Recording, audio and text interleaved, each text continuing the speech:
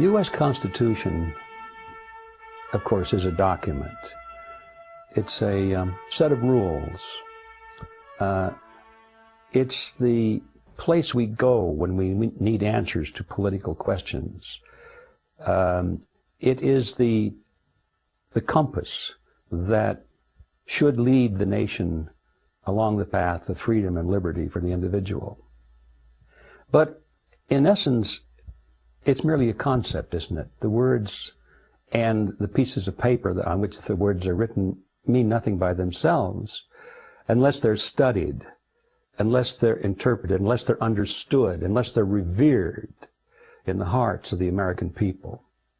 Unfortunately, that last part of the equation has not fulfilled. The American people today, especially the younger ones that come along, have never read the Constitution. And those who have read it have never given much thought as to why the provisions were there.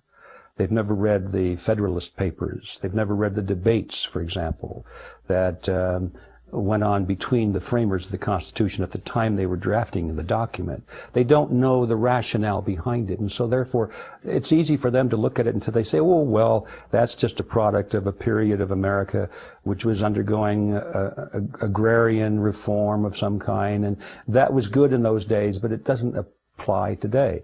So once the concept of a document which limits the power of government, which is really what it is, once that concept is lost in the minds and the hearts of the people, then I'm afraid it does become just a piece of paper and some words. So the Constitution is not something that you hold up in front of you and you say, you can't do this to me because the Constitution, you see, is here to protect me. The Constitution is something that you hold in your heart and your mind, and you hopefully find that most of your fellow citizens do the same thing, so that it's a question of the social fabric and the social consciousness of the people that provide the safeguards that are written down in the Constitution. In summary, the Constitution is nothing but a reference. It's like a little textbook where we go to find the answers, but we must understand the rationale behind it before those answers make much sense.